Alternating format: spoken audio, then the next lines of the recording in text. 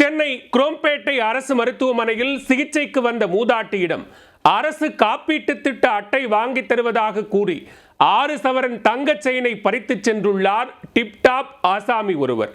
10 நிமிடம் பாசமாக பேசி நகை பறித்த திருட்டு ஆசாமி சிக்குவாரா?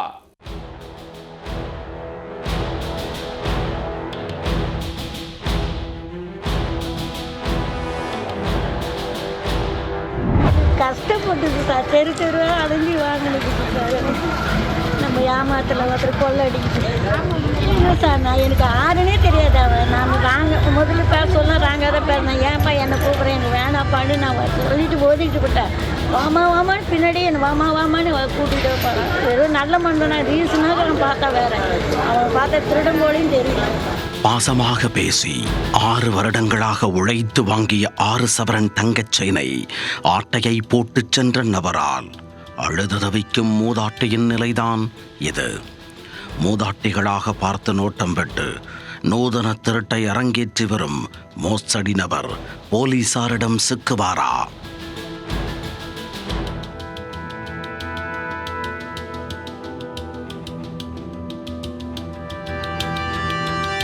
சென்னை குரோம்பேட்டையை அடுத்த இந்திரா நகர் பகுதியில் கடந்த 10 ஆண்டுகளாக பூ வியாபாரம் செய்து வருபவர்தான் 63 வயதான மூதாட்டி சுந்தரி. தள்ளாத வயதிலும் உழைத்து வாழும் மூதாட்டி தனது மனநலம் குன்றிய மகளையும் ஒற்றை ஆளாக சம்பாதித்து பாதுகாத்து வருகிறார்.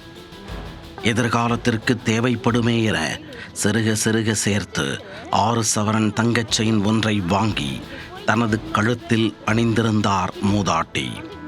இந்த தங்கச் சங்கிலிதான் உழைக்காமல் திருடி பிழைக்கும் நபரின் கண்களை உறுத்தியிருக்கிறது.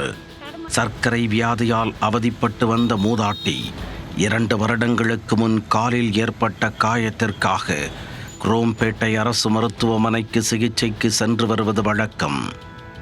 சம்பவத்தன்று மருத்துவமனைக்கு வந்த மூதாட்டியையும் அவர் கழுத்தில் அணிந்திருந்த 6 பவுன் தங்கச் செயினையும் 40 வயது மதிக்கத்தக்க நபர் ஒருவர் குறுகுருவென நோட்டம் விட்டு கொண்டிருந்தார். மூதாட்டியின் பின்னாலேயே சென்றவர் மூதாட்டியை பாசமாக அம்மா என குரலில் தேன் தடவி அழைத்துள்ளார். திரும்பிய பாட்டியிடம், இப்படி தள்ளாத வயதிலும் தனியாக வந்து செல்கிறீர்களே, அரசு மருத்துவ காப்பீட்டு திட்ட அட்டை வாங்கி இருக்கிறீர்களா என பரிவுடன் கேட்டுள்ளார்.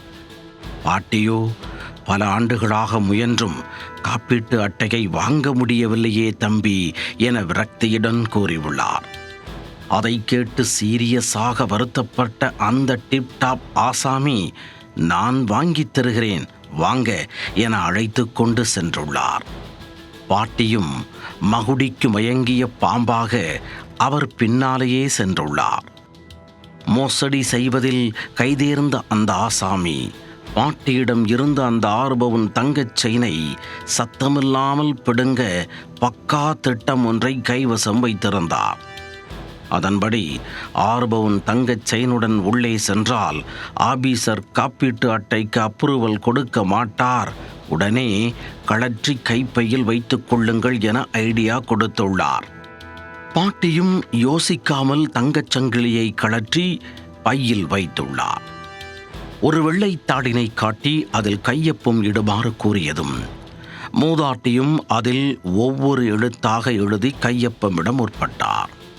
அப்போது, அம்மா பையில் வைத்திருக்கும் தங்கச் சங்கிலியை காட்டுங்கள், அதில் ஒரு நம்பர் இருக்கிறது எனச் சொல்லி மூதாட்டியிடம் இருந்து வாங்கியுள்ளார். அப்பகுதியில் வெளிச்சம் சரியாக இல்லாததால் வெளிச்சத்தில் சென்று பார்ப்பது போல் தள்ளிச் சென்று பார்த்துள்ளார். பாட்டி கையொப்பம் இடுவதில் மும்முரமாக இருக்க அப்படியே எஸ்கேப் ஆகிவிட்டார் அந்த ஆசாமி. ஆளை காணவில்லை என மிரண்டு போன அந்த பாட்டி அந்த ஆசாமியை தேடி மருத்துவமனைக்குள் அல்லாடி உள்ளார். பாட்டியின் பதற்றத்தை பார்த்தவர்கள் அவருக்கு உதவும் வகையில் குரோம்பேட்டை காவல் நிலையத்திற்கு தகவல் கொடுத்துள்ளனர். விரைந்து வந்து சிசிடிவி காட்சிகளை பார்த்த போலீசார் பாட்டியிடம் நகையை பறித்துவிட்டு ஆட்டோவில் தப்பிச் சென்ற திருடனை எங்கோ பார்த்தது போல் இருக்கிறதே என யோசித்துள்ளனர். அந்த புகைப்படத்தை வைத்து விசாரித்த போதுதான் தெரிந்தது அந்த நபர் மூதாட்டிகளை குறிவைத்து நகைகளை திருடும் மோசடி மன்னன் என்பது. போலீசாரிடம் சிக்காமல் தொடர்ந்து தப்பி வரும் கொள்ளையனை பிடிக்க போலீசார் வலை விரித்துள்ளனர். 6 பவுன் சார். எனக்கு கஷ்டப்பட்டது சார். தெரு தெருவா அலைஞ்சி வாங்கினது சார்.